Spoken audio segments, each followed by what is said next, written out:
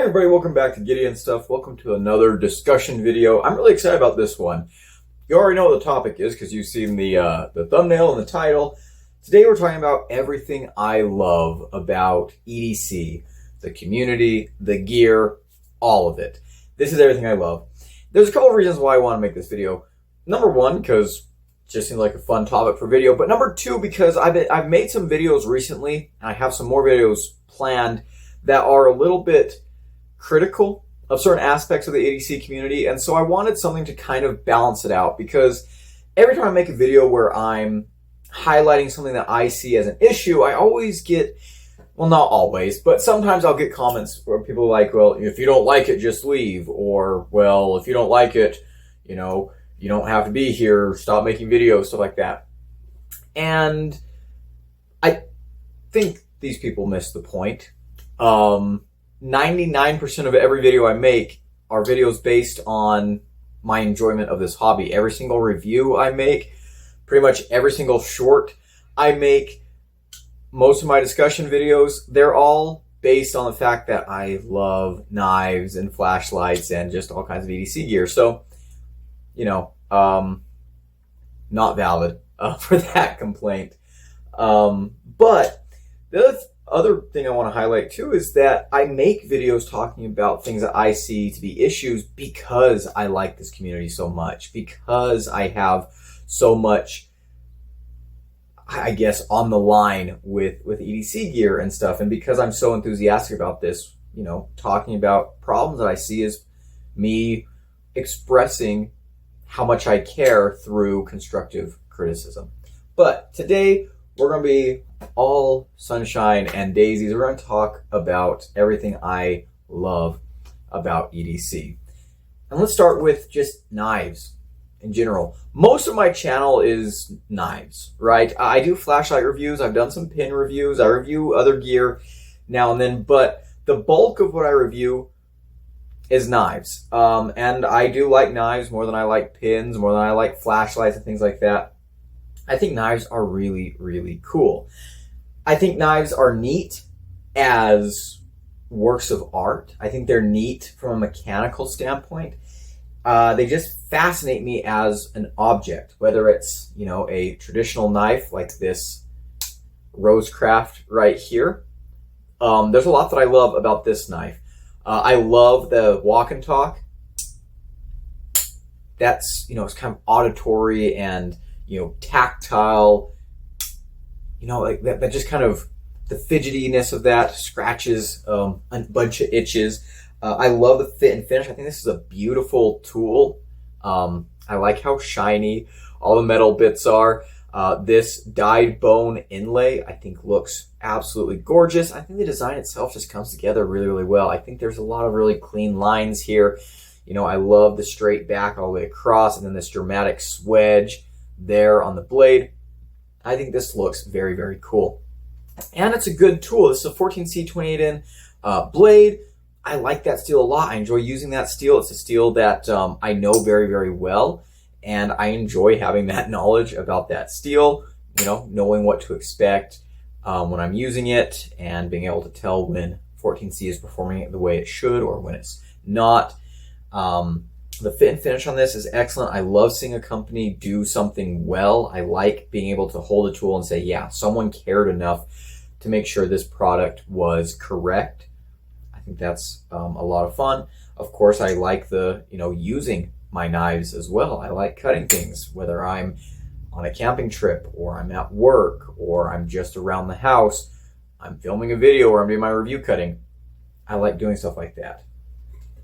The mechanics of different knives excite me a lot. I like seeing knives that have a very clear design language. This Benchmade Presidio is a great example.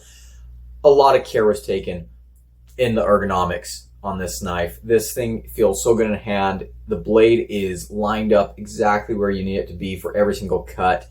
I think it's built very, very well. I like, you know, trying out new and unique locks. I mean, crossbar locks aren't really that unique. They're definitely not new. I should have brought out something that has, oh look, here we go.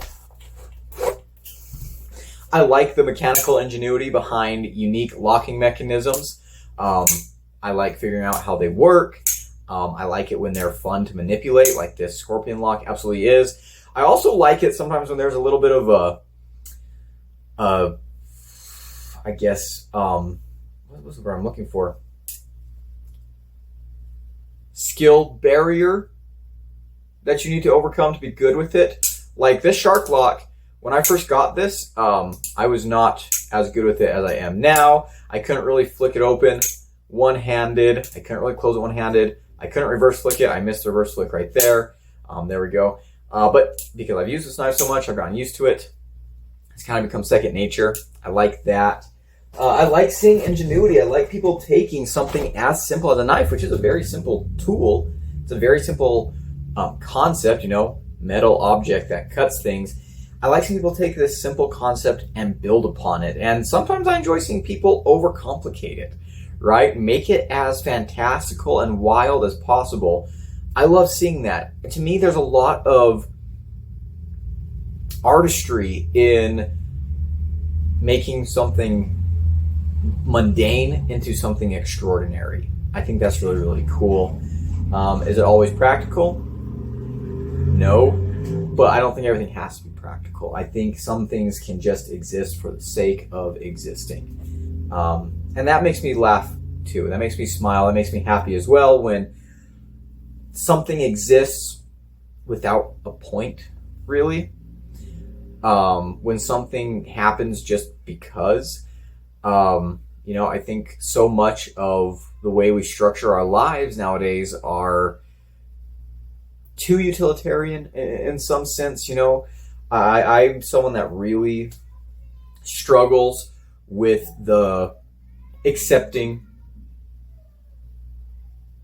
Someone's not having a good day outside.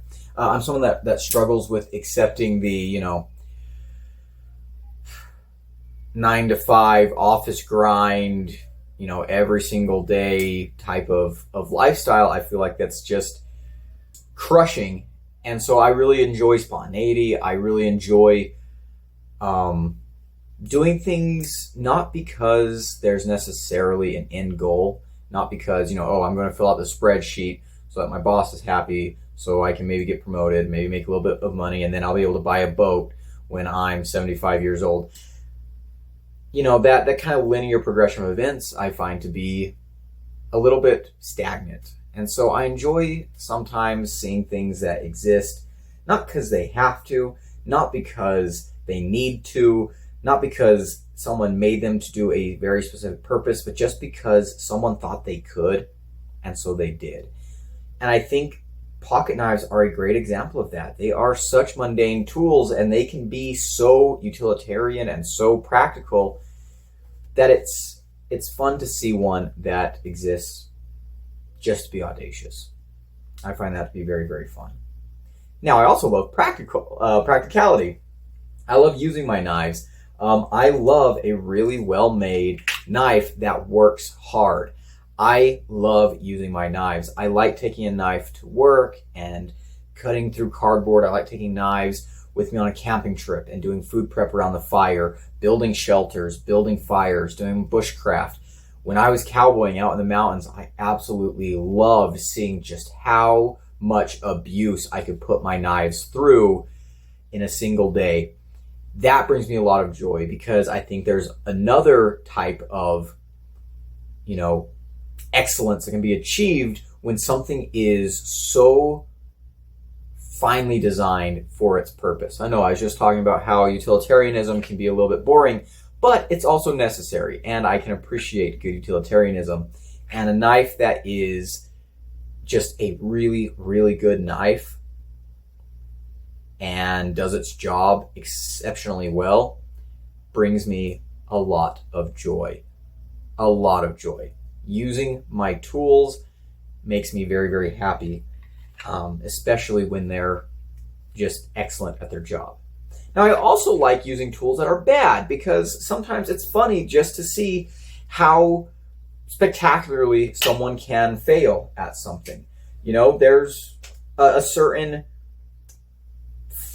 level of fun in reviewing bad knives because sometimes you just have to, it's like watching a train wreck. You just sit back and you're like, wow, everything that could go wrong did go wrong. Who designed this monstrosity? What were they thinking?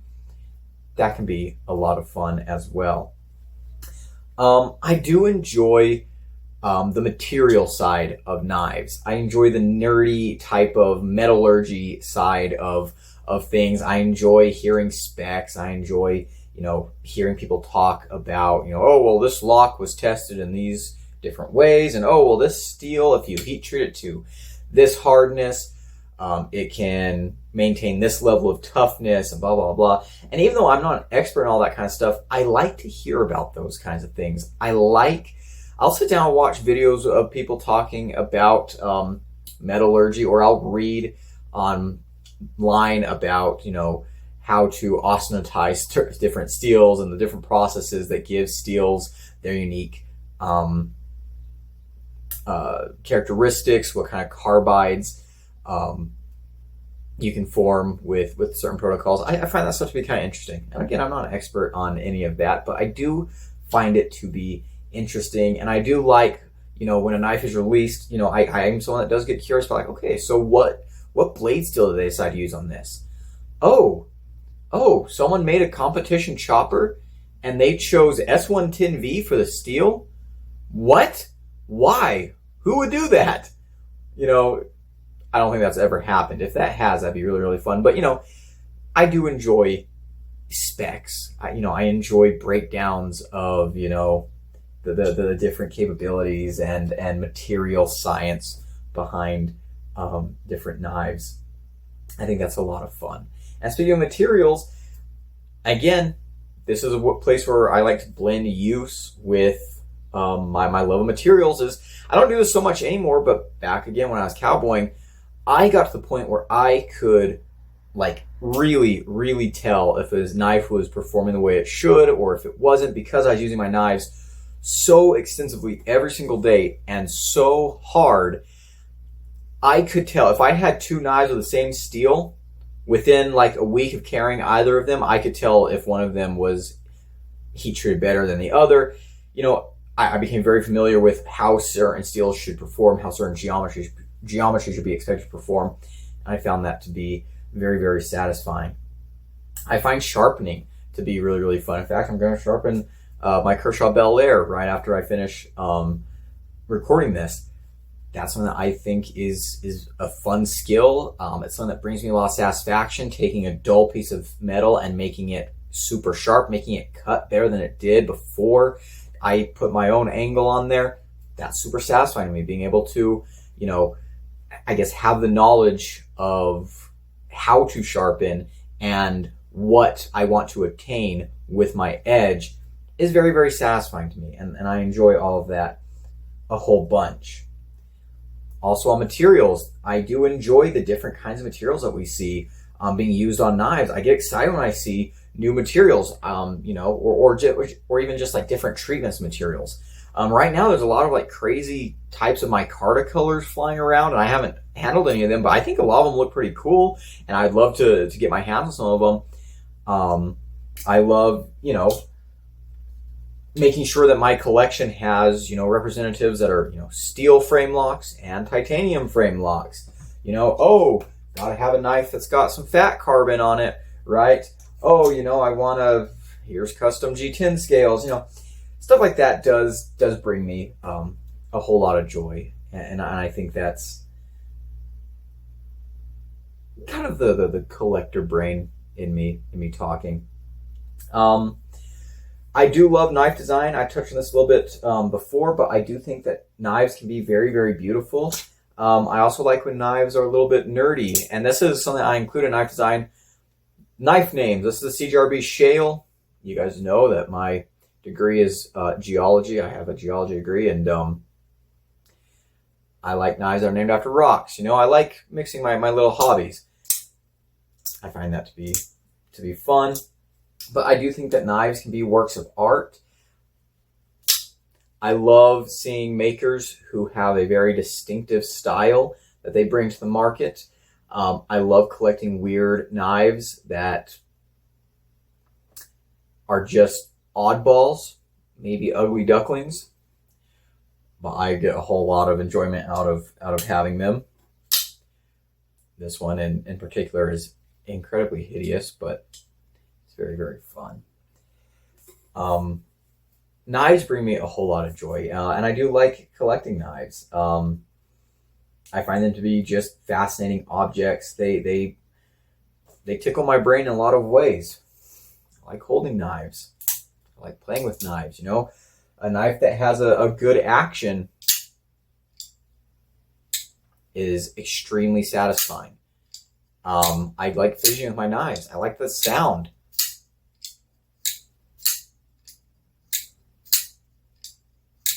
I like the sounds that they make.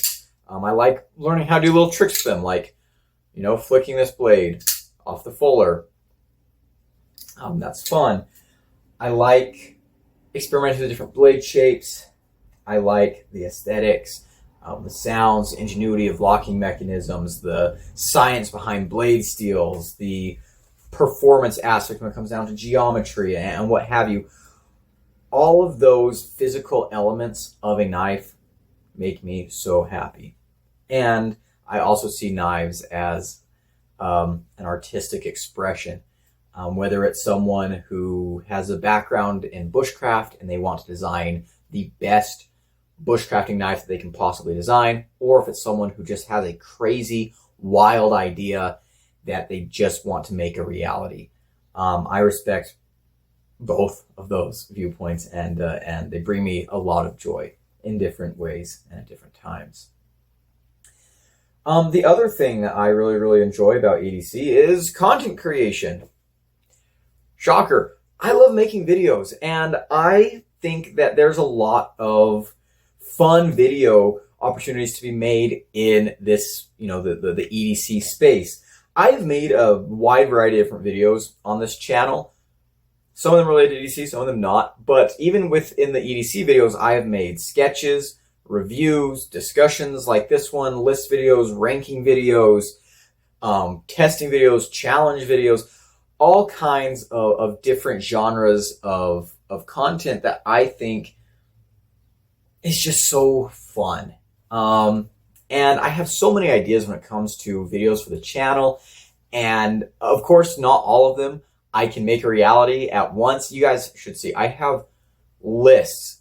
Like, I have lists of video ideas I have written out on my phone notes. I have scripts for videos written out on my phone, on my laptop. I have all kinds of ideas, and I get to some of them eventually, but, you know, this is not my full-time job, so I don't have all the time in the world to devote to this channel, but I find that there's a lot of creative outlet for an EDC content creator. I hated making shorts when I first started making shorts. I've gotten to where I kind of enjoy shorts because I think they're a way for me to just be a little bit, I don't know, just kind of goofy. I make a lot of different shorts. I'll make shorts talking about random topics. I make shorts when I'm climbing mountains, when I'm out in the woods. And it's a way for me to show you guys what I'm doing with my knives without having to like make a whole video that I have to do a whole lot of editing for, set up my tripod. It can be something where, hey, I'm going to be swimming across the Rio Grande today and then camping on the other side. Take a quick little video on one side of the shore, take a quick little video when I'm on the other side, and be like, all right, that's it.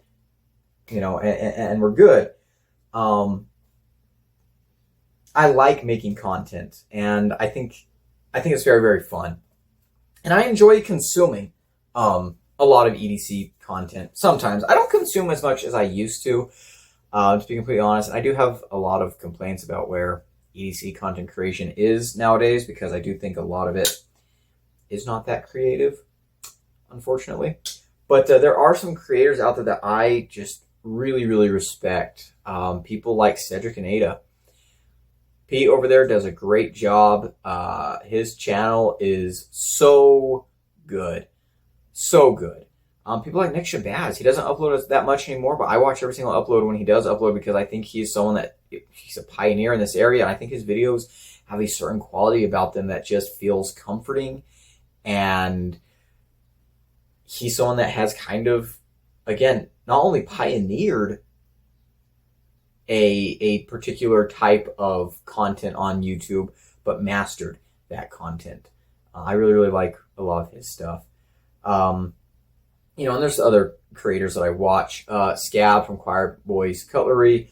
I think his channel is an absolute hoot because he has such a big personality. Even someone like Joe X, I don't really watch him that much, but I do watch his videos every now and again, and I think they're really, really fun. His destruction videos are not like not something that I would ever do on my channel, but it's really fun to watch him do that kind of stuff, and it can be very, very satisfying. There's a lot of fun content creators on this page. Oh, DBK. I love their videos too. They're so funny, and I think that the way that they make a lot of their content is extremely unique and just very, very funny, and not something you might expect from a gear review channel. So I think that there's a lot of good content creators on this page, and I am not one of them, but I have a lot of fun with my particular brand of content creation. I find it to be very, very satisfying. And one of the things that makes it satisfying is the community as a whole. I know quite a few people in the community, creators and otherwise, but for me, what makes the community great is my audience. Interacting with you guys in comment sections. I make videos for you guys in a lot of ways. When I make videos that I want to watch, but I also make videos that I think you guys would like. And when you guys ask me for video, or when you guys ask for video topics in the comments, or you request videos and things like that, I try very hard to make those videos a reality because I care about what you guys want to see. And for me, it's very, very satisfying to make videos that I find to be very, very fun and other people enjoy too. Obviously, if you're subscribed to this channel, you like at least something about what I do here. And I appreciate that. If you've got the same kind of weird sense of humor that I have, and you like my completely unhinged and chaotic channel, welcome. I love having you here, right? And I think that's really, really cool that people connect with this channel. Almost 6,000 people connect with the way this channel operates, which is very, very cool. Now, there are friends that I've made like in the industry and other creators who have given me valuable advice. And there's people that I like to see. I'll shout out TRM in particular. They have helped my channel a lot. I'm a small channel. I'm a nobody. But I have a good relationship with them, and I see them at shows and stuff, and I talk to them, and they're just so friendly, and like I love their attitude. I love how passionate they are about knives, and I love how much they care about the community, and that means a lot too. The whole reason I started this channel is because I wanted to talk about knives. I wanted to, interact with other people who like knives, and I think a lot of us. Not very many of us probably have that many real life friends who want to, talk about knives all day. And so that's why we come to YouTube. And I like that the kind of audience that we've created here on the Gideon Stuff channel is a very chill, low-key type of casual audience. We have a lot of inside jokes. I know a lot of you, my channel isn't so big that I get so many comments that I can't recognize anyone anymore. There are a lot of frequent commenters that I recognize every single time they leave a comment, and I absolutely love that. And I have inside jokes with a lot of people, with a lot of those commenters, and we have jokes channel-wide, kind of jokes, and you had to be there to get it type of stuff. And I like that. I like that a lot. And I like that a lot of the conversations that I see in my comment section are very candid and very just casual. I keep using the word casual, but I'll make a video and I'll have people comment, just talking about like their own personal experiences. Oh yeah, my uncle gave me a knife like that when I was a kid, and here's a story about it. I love hearing that. Or wow, Gideon, what on earth are you wearing in that video? What is wrong with you? I like the banter that we have and stuff. We have a very, very neat little community here, and I really, really appreciate it. It's very, very cool. And of course, I'll give a shout out to them at the end of the video, but my channel members too. Like you guys a whole lot. I appreciate that you want to directly support whatever this is, right? It means a lot, and it's very, very cool, and it blows my mind every day. But yeah, it's very, very awesome. I think we've got a great community here. And speaking of community, I have made like actual friends through this channel, and I have so many. I guess I'm okay. You know what? We're gonna wrap. I was gonna keep these as two separate categories. We're gonna wrap them up into one. I find EDC gear to be very sentimental, right? And on the surface level of the sentimentality is I really like if I was going on Instagram, I like seeing people's loadouts, like EDC loadouts. There is something that's very satisfying about seeing someone who's got, their knife with a lanyard and a bead that matches their wallet, and they have a slip for a slip joint knife, a little leather slip or something. They've got their Leatherman, their pin, and their pistol and stuff, and they have all this laid out. And I find that to be very satisfying aesthetically. I do like the aesthetics of a very well-matched EDC dump photograph. That's very, very satisfying. But I also like it because it tells me a little bit about the person who has that loadout. And I find that to be incredibly interesting because I am very, very interested in the human element of EDC, how these tools shape and add to our lives. It's something that I find to be very, very fascinating. And I really believe that once you start carrying a tool with you every day, it says a lot about you. Number one, wanting to be prepared for anything, wanting to make sure you've got your knife, your flashlight, your pin, everything with you on a particular day. That shows initiative, right? That shows that you're someone who thinks ahead, or that you're someone who enjoys challenges, right? You're someone who, if there's something goes wrong at work, and like, oh gosh, we need a screwdriver, you're like, hey, guess what? I got a Leatherman, I'll fix it for you, right? I like that. But the tools themselves take on a little bit of your personality the more you carry them and use them. And I find that to be awesome because I love stories. Knives, watches, pins, wallets, whatever that have a story is something that I absolutely love.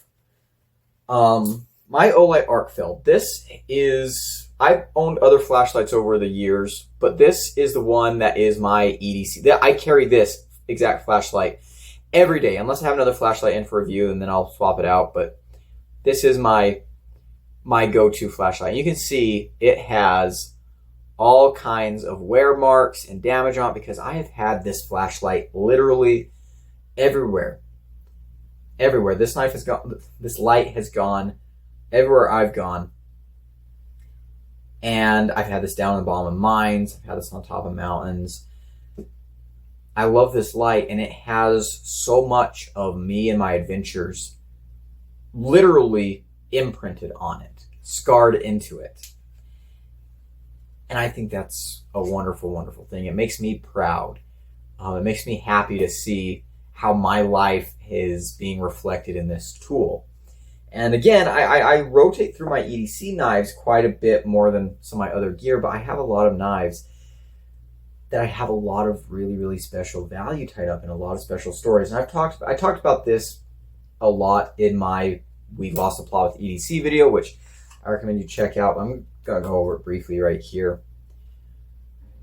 This ancient knife here belonged to my great-grandfather.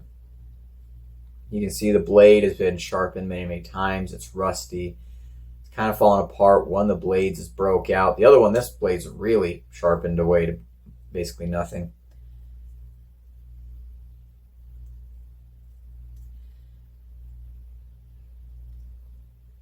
This, I hold this knife, and I get emotional.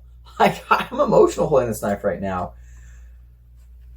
just thinking about if that knife could talk, the stories it would tell. And the stories it already does tell by just existing. You know, I knew my great-grandfather, and I grew up on his ranch. And so I know a lot of the things that this knife probably went through. Like this blade here, this is the spade blade. Yeah, this probably spayed quite a few calves. This was probably also used to notch quite a few ears at branding.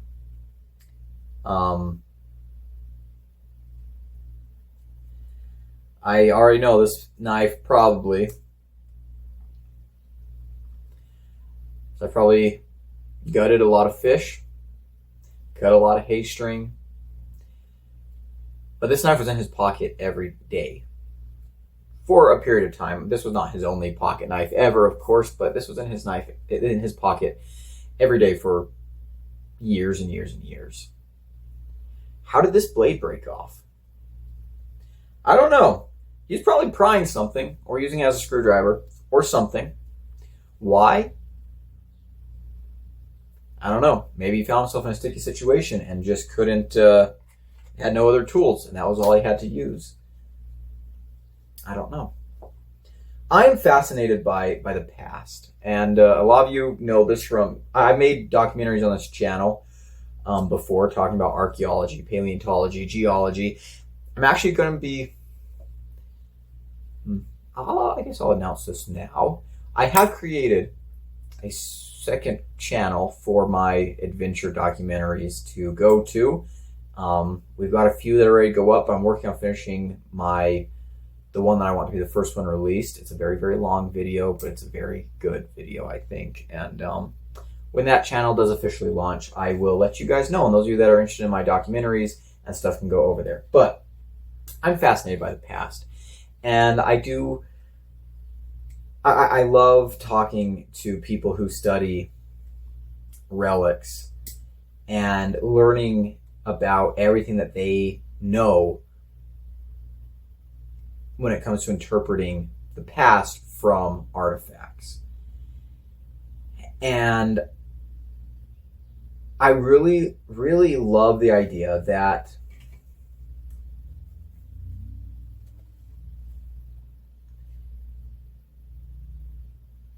we are our tools, kind of. The life that we led is reflected in the tools that we use to live that life.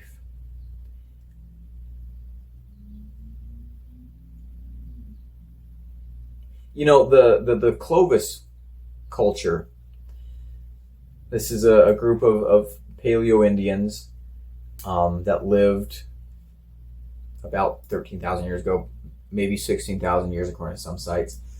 And the way that we identify cultures in archaeology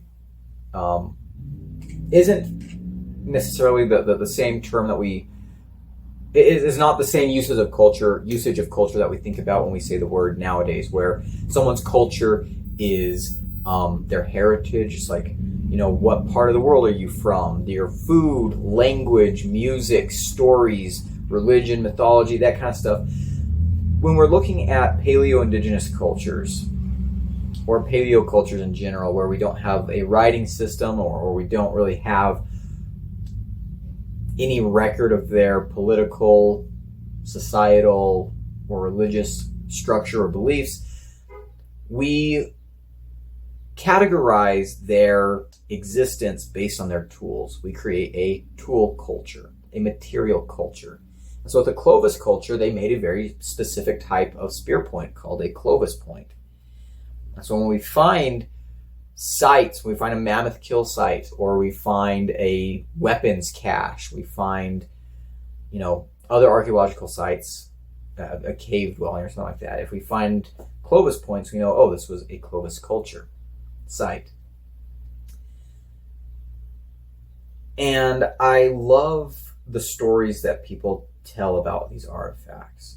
Oh, we can tell that this is an arrowhead that must have been special to the owner, because we can tell that it started off as like a spearhead and it was constantly reground into a smaller and smaller arrowhead until you finally had to discard it. Maybe it was special, maybe it was just a particularly good piece of gear. This scraper, we can tell that this was used on mammoths because we can find mammoth remains on the end of the scraper. Oh, here's some beads, here's some jewelry that these people are making. They obviously cared about how they look. Oh, this group preferred to use chert and flint from this particular locality, maybe because they liked the color of it. This is an arrowhead that was discarded because the maker made a mistake while he was flaking it. I like hearing these stories, and I like how we can learn a lot about someone from their tools. And that resonates with me because I have a lot of tools that remind me very strongly of different points in my life. I'm going to bring out the AD-15 again. I showed this in the other video as well. I don't carry this knife very much anymore, but this is my favorite folding knife design ever. I love the Ingenuity by Andrew Demko.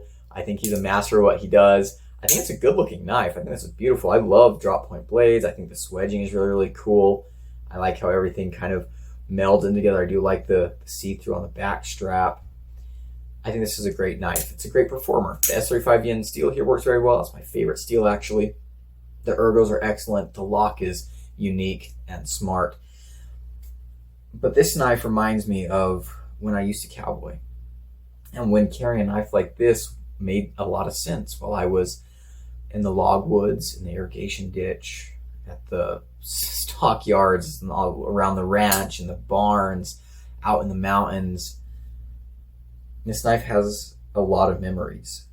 And every time I hold this knife, I'm transported back to those times. And it reminds me of where I've been, where I've come from. And that is something that's very, very special to me. And maybe one day I'll pass my flashlight or my knives down to someone special to me, maybe a offspring, niece, nephew, friend, who knows. And hopefully they'll be able to hold that gear and remember who I was as a person. Because I do think my gear is reflective of who I am. A lot of my most used gear, tells a story about me. How many fires have I made with my SRK? How many shelters? How many mountains have I climbed with this knife? How many canyons have I explored? How many mines and caves have I crawled down while this has been on my belt? A lot. And to me, at least, this knife kind of represents a lot of my relationship with EDC and a lot of my relationship with knives in general, because this is a tool that I absolutely love, and this is something that I use a lot. This represents what I love most in life, and that is the outdoors, exploring, freedom. And so for me, that's very, very special. And I think that a lot of my personality is wrapped up in that knife. And I hope that maybe one day I can hand that off to someone and they feel that too. The same way that I feel about my great-grandpa's pocket knife. These knives tell stories, and again, not just knives, but all kinds of EDC gear. It tells a story about the life and times of the person that owned that item. And I find that to be endlessly fascinating, deeply humbling, and incredibly special. And another big part of the specialness of EDC gear for me is the community and the friends that I've made in this community. This Hinder Jurassic, there's a lot I love about this knife. I love the looks. I love that it's made in America. I respect Rick Hinderer as a maker a lot. I think the build quality in this is exceptional. This is an amazing hard use folder. I took this with me when I went and visited my parents on the ranch I took this with me when I went there for Christmas, and then when I went there back in May, because my brother graduated, and I didn't get to use it a whole lot, but I did like using it there on the ranch as much as I could, because yeah, this is an excellent heavy duty EDC knife. I love the ergos. I love the blade geometry. I love the name Jurassic. I'm a dinosaur nut, so that makes sense. And I also love that this knife was given to me. And I never thought I'd own this. I never thought I'd own a Jurassic. And it was given to me by a friend that I've made through this channel in the community, someone who loves knives as much as I do.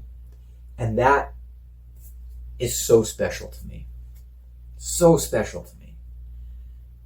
And that knife right there is something that is one of my most prized possessions, because yeah, it's a cool object, and I love the craftsmanship and the design behind it. But more than that, I love what it represents. I love that it's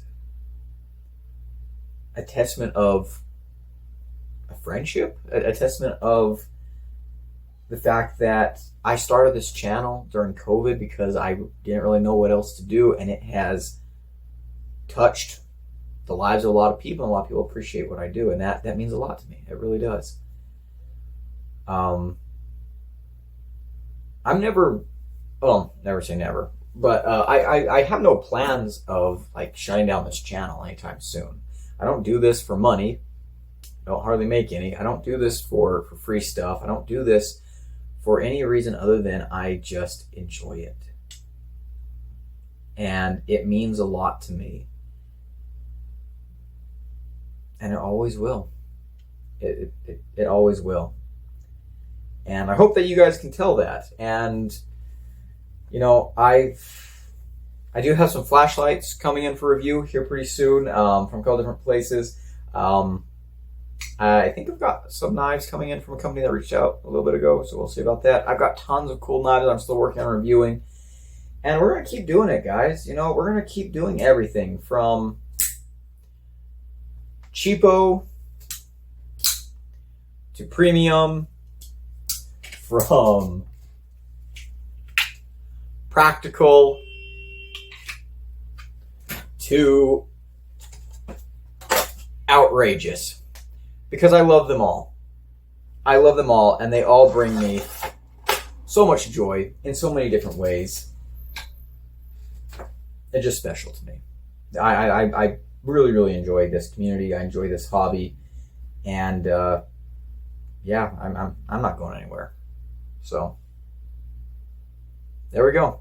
I guess I should also mention that when I make knife reviews, I do enjoy like informing people on purchases they may make. I do enjoy that a lot. But anyways, that's gonna be it for today's video, guys. Thank you so much for watching. If you enjoyed this video, leave a like, comment below, and subscribe. I've been Gideon. Oh, big shout out to my channel members at the Cowboy level. I know I already mentioned them earlier, but here they are again. Anyways, as for the rest of you again, if you enjoyed the video, leave a like, comment below, and subscribe. I've been Gideon. I'll see you in the next one. Adios.